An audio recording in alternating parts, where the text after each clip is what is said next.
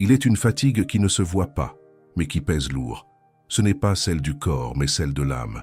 Une lassitude silencieuse qui s'accumule chaque fois que l'on espère un mot, un geste, une présence qui ne vient pas.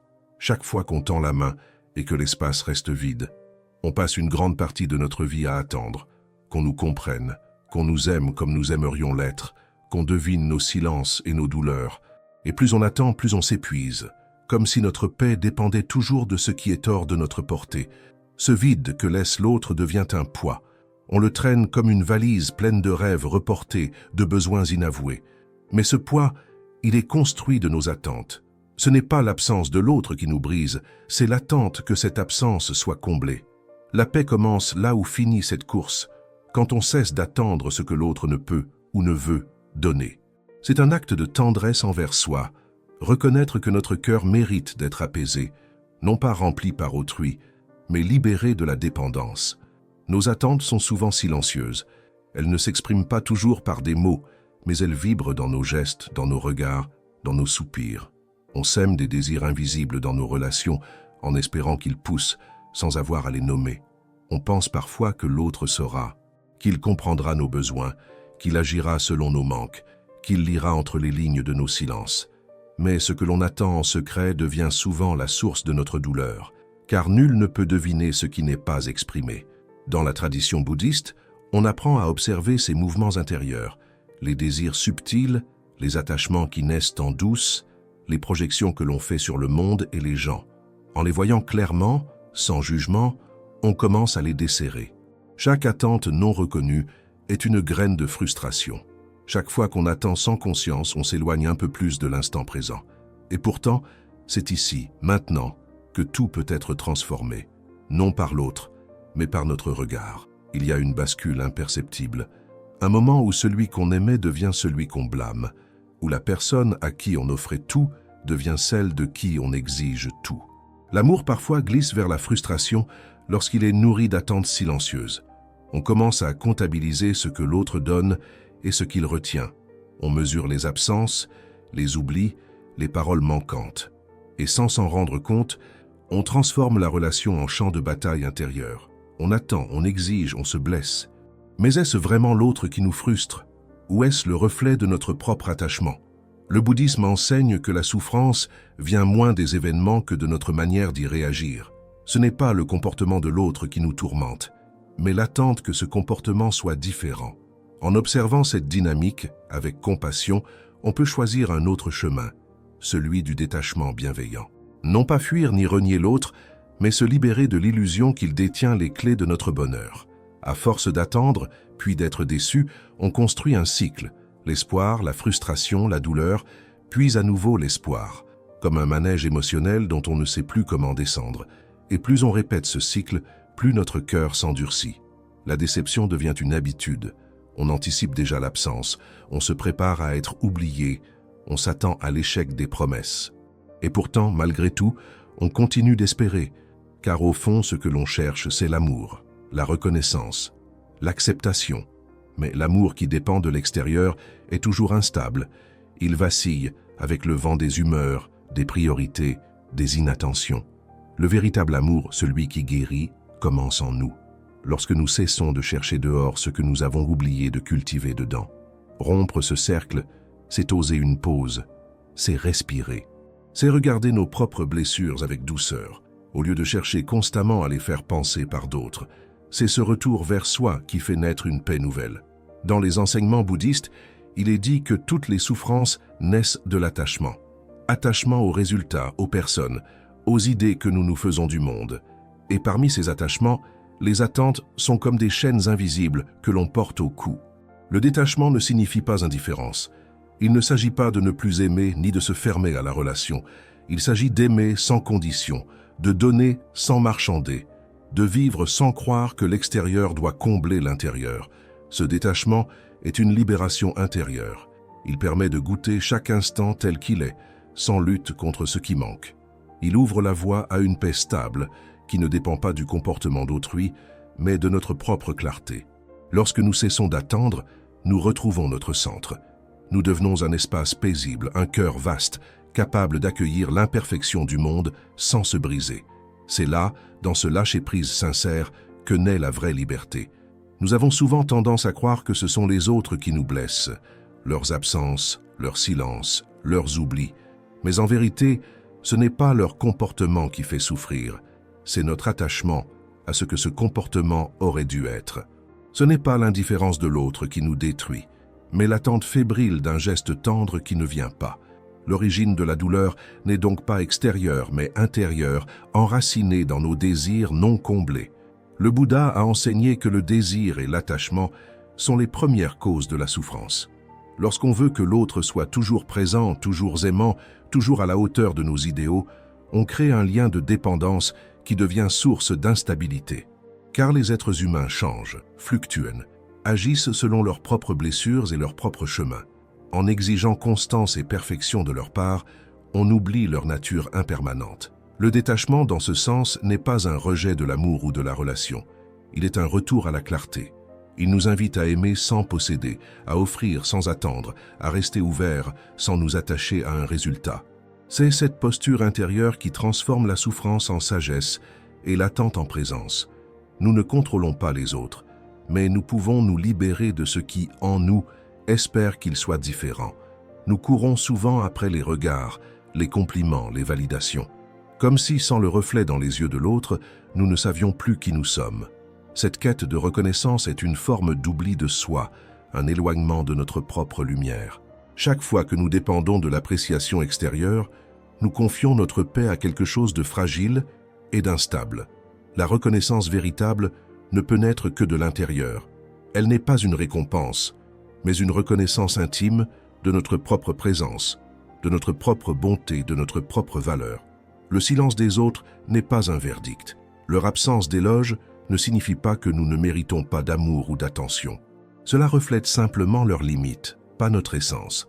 Cultiver cette estime de soi dans la solitude, dans le silence, dans la pleine conscience, c'est un acte de souveraineté spirituelle.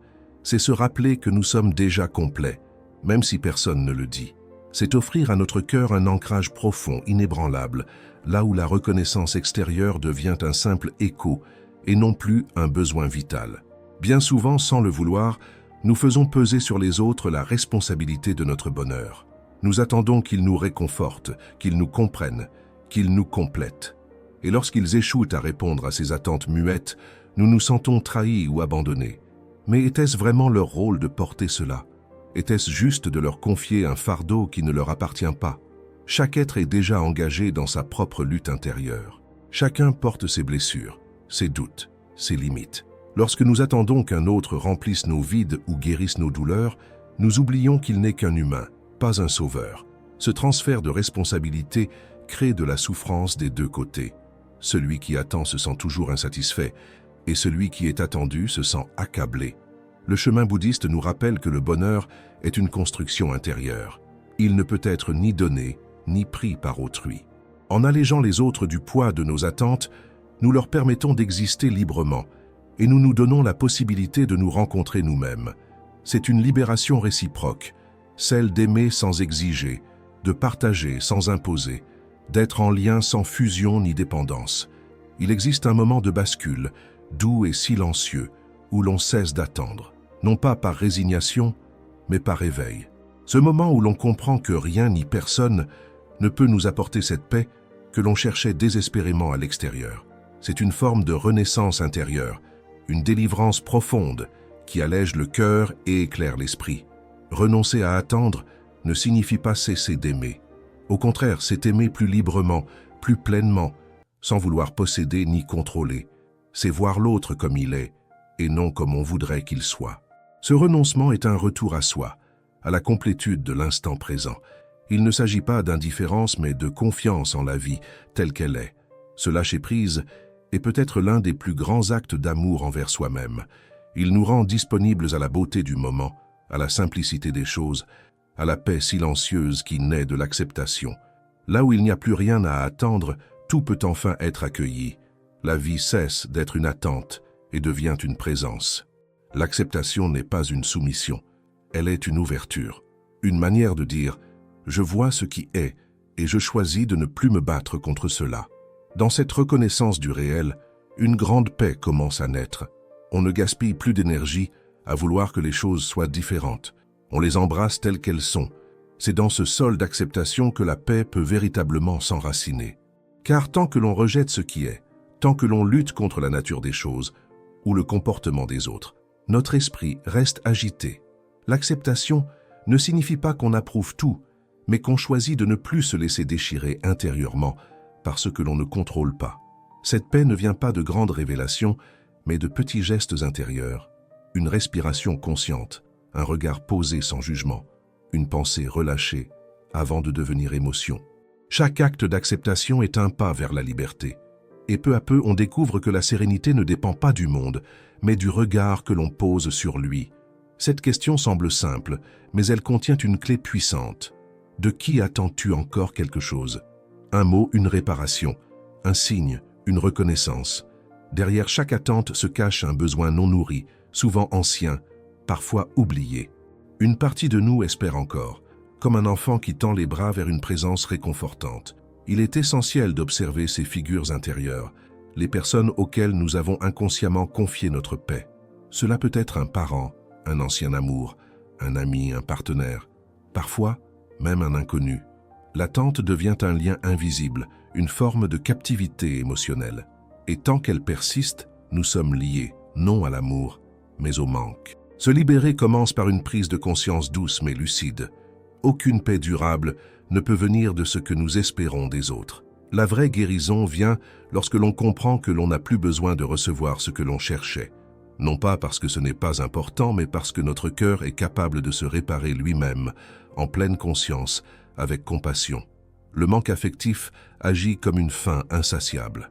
On croit qu'un message, une attention ou une présence pourra combler ce vide intérieur, mais à peine obtenu, ce soulagement s'estompe, et la faim revient, plus intense encore. Ce cycle de dépendance émotionnelle nous enferme dans un besoin constant, où l'on se sent toujours en attente, jamais rassasié. Ce vide ne vient pas d'une absence extérieure, mais d'une blessure plus profonde, celle de ne pas s'être senti pleinement vu, entendu ou aimé. Le danger est que dans ce manque, on se perd. On devient ce que l'on pense que les autres voudraient que l'on soit, simplement pour obtenir un peu d'attention, un semblant d'amour. Et ce faisant, on s'éloigne de notre essence.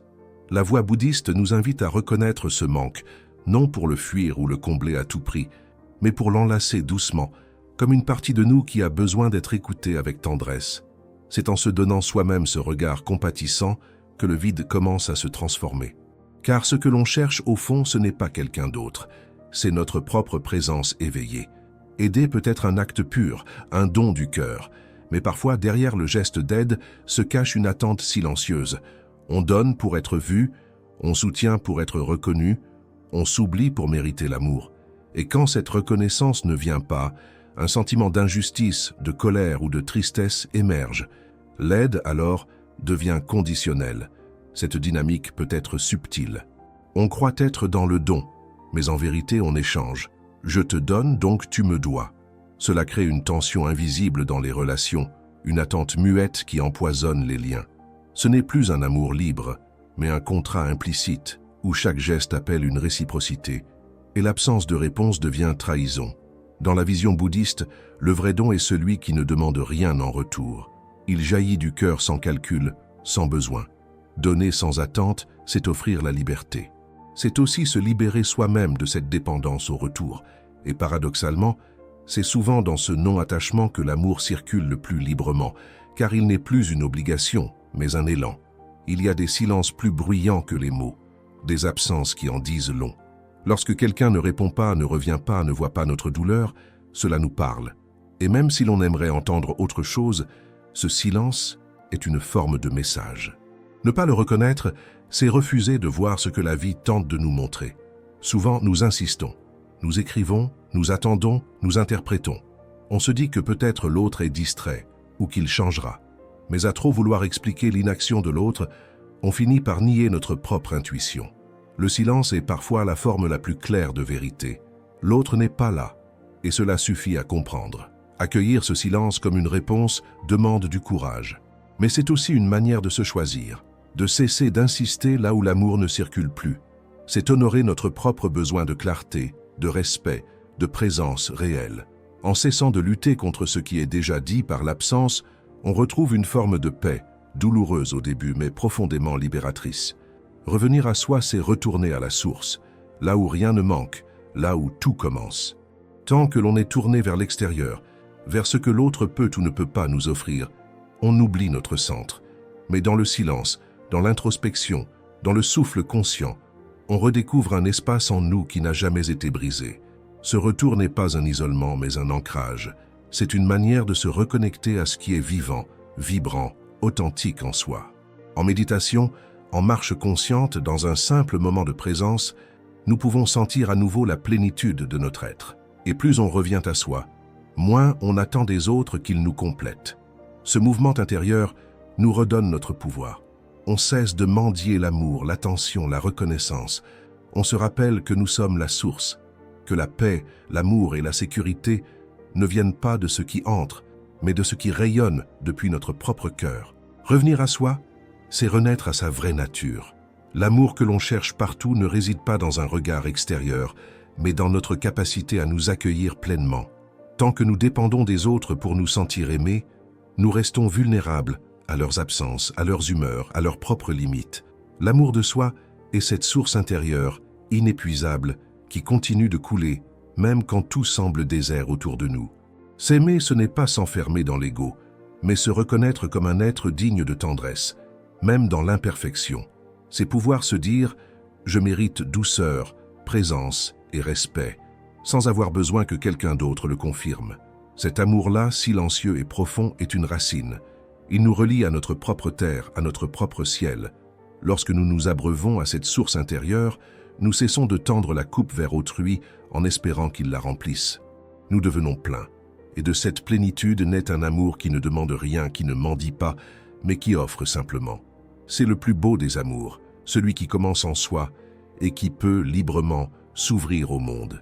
Donner est un acte sacré, mais il perd sa pureté quand il est contaminé par l'attente. Si j'offre pour recevoir, je ne donne pas vraiment, je commerce, j'échange, je conditionne.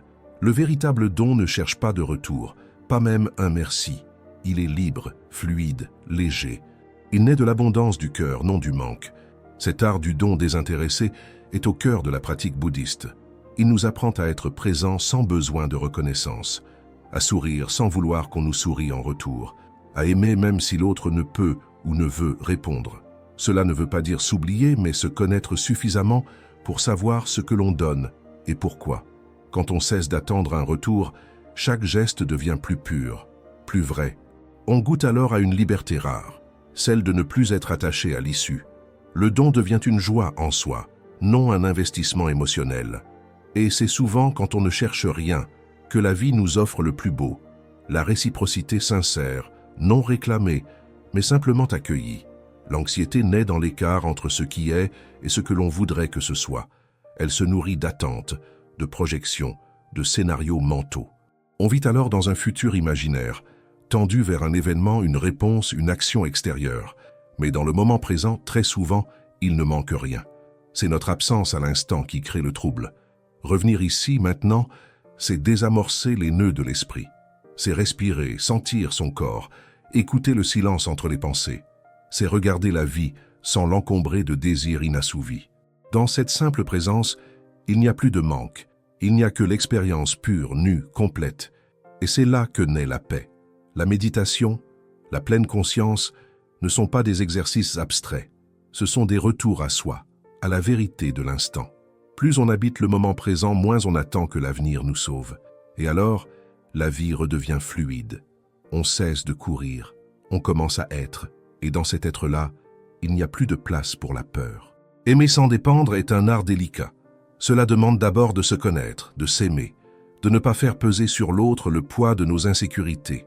Dans une relation consciente, chacun est responsable de sa propre paix. On partage, on écoute, on soutient, mais on ne se perd pas dans l'autre. La relation devient un espace de croissance, non une béquille. Pour cultiver ce type de lien, il faut apprendre à dire « je t'aime, mais je peux vivre sans toi », non par orgueil, mais par lucidité. Cela ne diminue pas la force du lien, cela l'honore. On choisit d'être ensemble non par besoin mais par élan. Et si l'autre s'éloigne, on souffre peut-être, mais on ne s'effondre pas. Le bouddhisme enseigne l'amour sans attachement, un amour vaste, inconditionnel, libre. Il ne cherche pas à posséder, à contrôler ou à retenir. Il permet à l'autre d'être pleinement lui-même et à soi d'être entier, même dans la solitude. Ce type d'amour rare et précieux est le fruit d'une pratique intérieure. Il commence en soi et rayonne autour. Il existe une grande confusion entre détachement et indifférence. On croit souvent que se détacher, c'est ne plus ressentir, ne plus s'impliquer. Mais le détachement véritable n'est pas un gel du cœur, c'est une libération. Il ne tue pas l'émotion, il la purifie. Il enlève la peur, l'avidité, l'obsession. Il nous rend capables d'aimer sans nous perdre. Être détaché, c'est pouvoir dire « j'accueille ce qui vient et je laisse partir ce qui s'en va ». C'est une posture d'ouverture et de confiance, non de fermeture. On ne retient plus, on ne force plus. On accompagne la vie comme on accompagne un souffle, avec douceur, avec fluidité. C'est ainsi que naît la paix véritable. Dans la tradition bouddhiste, le détachement est l'un des plus beaux fruits de la pratique. Il permet de traverser le monde sans s'y enliser. Il ne rend pas insensible, il rend plus lucide. Et cette lucidité, loin de nous isoler, nous relie plus profondément encore aux autres, car elle nous permet d'aimer sans chaîne, sans peur, sans condition.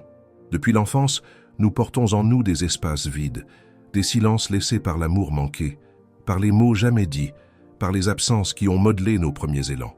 En grandissant, nous cherchons à combler ces creux par des relations, des possessions, des validations. Mais rien jamais ne semble suffire. Le vide demeure persistant et silencieux. Ce vide n'est pas une faute. Il est une empreinte, une invitation, une ouverture vers un travail plus profond, plus vrai. Tant que nous cherchons à le remplir par ce qui vient de l'extérieur, nous restons dépendants, toujours à la merci de ce que l'autre donnera ou retiendra. Et cette dépendance nourrit la souffrance, car le monde est changeant, instable. Le chemin bouddhiste ne cherche pas à combler ce vide, mais à l'embrasser, à en faire un lieu sacré de transformation. En l'habitant pleinement, sans le fuir, nous découvrons qu'il n'est pas vide de sens, mais plein de présence.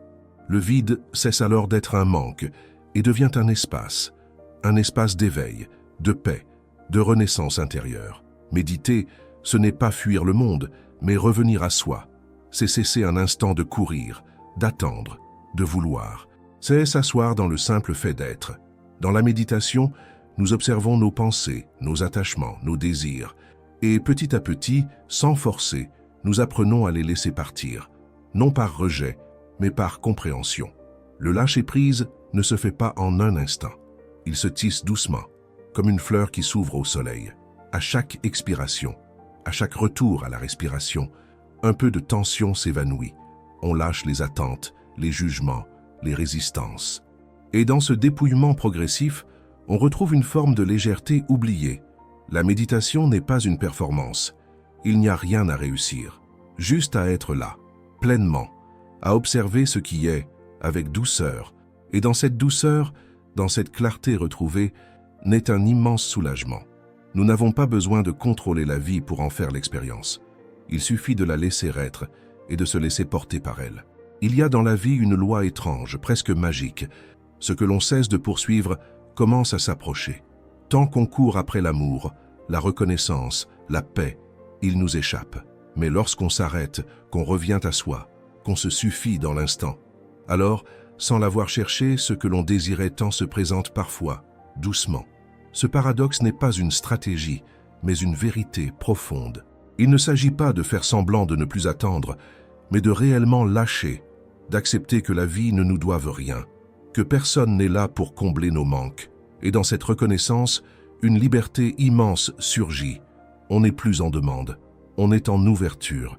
Et c'est cette ouverture pure et paisible qui attire à elle ce qui est juste. Les relations deviennent plus vraies, les réponses viennent sans qu'on les force. La vie commence à circuler avec grâce. Car elle aime les cœurs qui ne cherchent pas à la posséder, mais qui l'accueillent comme elle vient. Le non-attachement devient une force magnétique. Il est illusoire de croire que la paix viendra d'un monde sans chaos, sans conflit, sans bruit. Le monde est ce qu'il est, mouvant, imprévisible, traversé d'ombres et de lumière. La paix véritable ne réside pas dans ce qui nous entoure, mais dans ce que nous cessons d'exiger du monde pour être bien. Elle naît le jour où nous ne faisons plus dépendre notre équilibre de ce qui est extérieur. Tant que notre bonheur repose sur l'attitude d'un autre, sur la réussite d'un projet, sur l'obtention d'un résultat, nous sommes enchaînés. Chaque instabilité devient une menace. Mais lorsque nous reprenons cette souveraineté intérieure, quand nous comprenons que rien ni personne ne détient notre paix, alors un silence s'installe, un silence paisible, profond, solide. La paix n'est pas une promesse d'éternel calme. Elle est une présence lucide au milieu du tumulte, une capacité à rester centré, ancré, même lorsque tout vacille. C'est un feu doux qui ne s'éteint pas, même sous la pluie. Et cette paix-là ne dépend de rien. Elle est un état d'être. Elle est le fruit du détachement, de l'acceptation, de l'amour conscient. Être émotionnellement mature, ce n'est pas ne plus ressentir. C'est ressentir sans se laisser dominer. C'est aimer, sans se perdre. C'est savoir être seul sans se sentir abandonné. Celui qui se suffit n'est pas fermé au monde, mais il n'en est plus prisonnier.